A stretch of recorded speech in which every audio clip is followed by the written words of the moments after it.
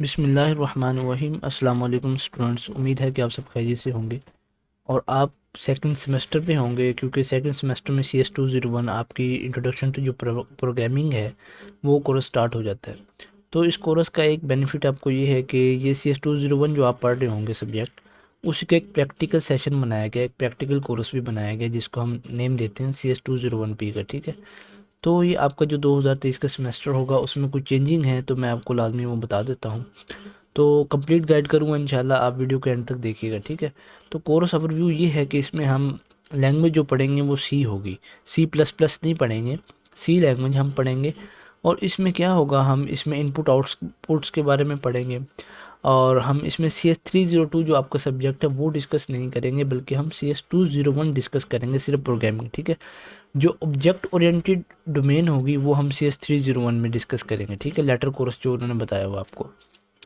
तो जो CS201P का है, इसका ऐसे है कि जो आपने चीज़ें याद रखनी है सबसे पहले, तो स्टार्ट करने से पहले ना आपने अनाउंसमेंट तो हर सब्जेक्ट की आपने LMS पर आकर रेगुलर बेसिस पर देखनी है। कभी भी कोई भी अनाउंसमेंट आ सकती है, और ख़ास तौर पे जितने भी प्रैक्टिकल के सब्जेक्ट्स हैं, जैसे CS201P है और CS302P है, तो ये जो प्रैक्टिकल के सब्जेक्ट्स हैं इनमें तो लैब क्यूजेज इतने होते हैं कि आप सोच नहीं सकते। तकरीबन पिछली मरतबा 15 लैब क्यूजेज थे, जिनकी काफ़ी इम्पोर्टेंस होती है आपके एग्ज़ाम में, फाइनल टर्म के एग्ज़ाम के लिए। ठीक है, वो आपको मैं इम्पोर्टेंस आपको आगे बताऊंगा वीडियो में। ठीक है, तो अनाउंसमेंट आपने रेगुलर बेसिस पर चेक करनी है, और कोई भी क्वेश्चन हो तो आपने मॉडरेटेड डिस्कशन बोर्ड जो आपका होता है उसमें आप रेलिवेंट लेक्चर रिलेटेड क्यूरीज जितनी भी होंगी आप उसमें पोस्ट कर सकते हैं, आपको आंसर मिल जाएगा विद इन 1 डेज या 24 आवर्स के करीब करीब में आपको जवाब मिल जाता है। ठीक है, तो अगर आपने कुछ और कोर्स से रिलेटेड इश्यूज़ हैं आपके, तो आपने CS201P@vu.edu.pk पे भी कर सकते हैं, और नीचे कमेंट सेक्शन में मुझसे भी पूछ सकते हैं। ठीक है,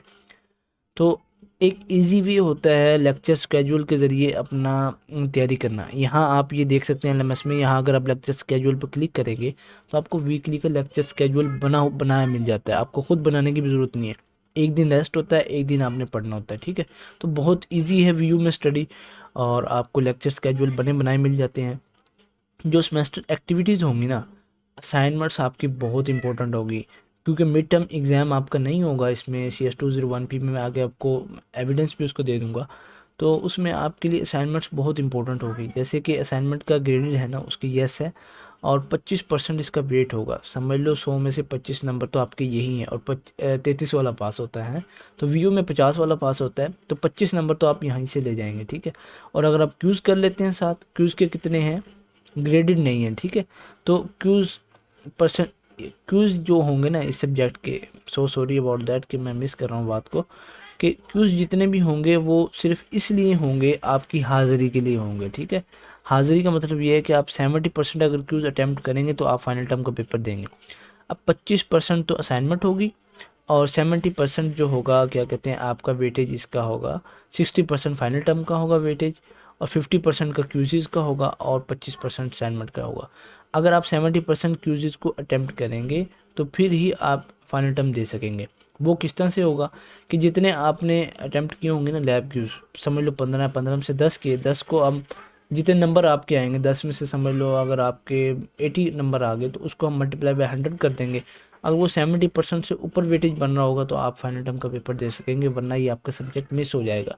तो आपने बिल्कुल भी इसमें कोई कोताही नहीं करनी इस सब्जेक्ट को। खासतौर पे CS201 में हो सकता है कि आप मिड टर्म दें, उसमें ग्रेडिंग बन जाती है, लेकिन इस सब्जेक्ट में आपने लाजमी से ध्यान रखना है। इस तरह से जो जनरल क्यूज़ होंगे ना आपके, वो CS201 जो आपका कोर्स है उसी में से आएंगे। ठीक है, तो आपने घबराने की ज़रूरत नहीं है आपको, क्योंकि इसके अलग से कोई लेक्चर नहीं है, CS201 के अलग से कोई हैंड आउट्स नहीं है।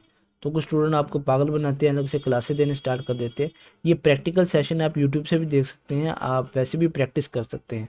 तो ठीक है, एक और आपको टिप दे दूँ कि यहाँ जो लेक्चर्स अपलोड किए गए हैं बहुत पुराने हैं, तो आप कोशिश कीजिएगा कि साथ साथ पहले इनको कीजिए, ये बेसिक्स है, और फिर अगर आपने इसी फील्ड में CS की IT की फील्ड में आपने टॉप पे जाना है, तो आप यूट्यूब से जो अब 2023 के जो नई इसमें इंटरचेंजेस आ गई हैं आप उनको भी साथ साथ कीजिएगा। ठीक है, तो इंटरेक्टिव सेशन आपका जूम पे होगा, आप अपने मेंटोर से पूछ सकते हैं, स्काइप पे भी हो सकता है और किसी और प्लेटफॉर्म पे भी हो सकता है। तो उसका पहले आपको नोटिफिकेशन दे दिया जाएगा। अभी आपके पास जो नेक्स्ट अनाउंसमेंट आएगी आपके एलएमएस पर, तो वो यही आएगी कि आपकी कब जूम सेशन हुआ करेगा। आपके वीक में 2 दिन जूम सेशन होगा, तो उसमें आपको कंप्लीट गाइड किया जाएगा कि किस तरह से आपने पढ़ना है, और उसमें अगर आपको कोई क्वेश्चन होगा तो आप वो भी पूछ सकते हैं। तो मैंने आपको ग्रेडिंग स्कीम पहले ही बता दी है। तो नेक्स्ट आपका जो final term exam eligibility is based on minimum 20% assignment and general quizzes. Assignment समझ लो, अगर 2 असाइनमेंट आती हैं तो एक असाइनमेंट आपको लाजमी करनी पड़ेगी, और इस तरह से 70% वो क्विज़ होंगे। अच्छा, नोट है, if a student fails to obtain the minimum 20% in his or her semester work and at least 70% attendance in the lab quiz, he or she will not be allowed to appear final term exam. ठीक है, final term का paper नहीं दे सकेगा। तो grading scheme update हो जाएगी, अगर होनी हुई तो आपको एलएमएस पर आएगा, आपको लाजमी नोटिफिकेशन आएगा आपके पास। तो to clear the course the student must have to obtain 20% marks in the semester work. इसमें सेमेस्टर वर्क में हमें 20% आने चाहिए, 25-15 है ना, 40 में से आपके 20 नंबर होने चाहिए। ठीक है, and must score at least 20% marks in the final exam as well.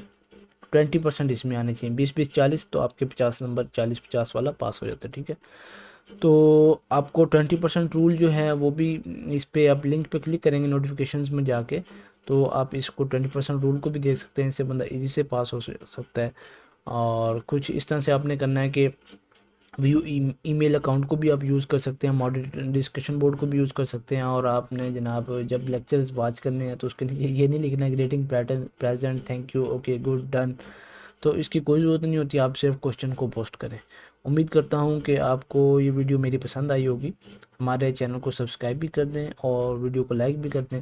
इंशाल्लाह लेक्चर्स भी इसी आपको चैनल पर मिलेंगे, और क्विज़ेज़ जो होंगे वो भी इंशाल्लाह CS 201 201 P के और मुख्तलिफ़ कोर्सेज़ के आपको क्विज़ेज़, असाइनमेंट्स, GDBs, हर चीज़ आपको यहाँ कम्प्लीटली प्रोवाइड की जाएगी इंशाल्लाह।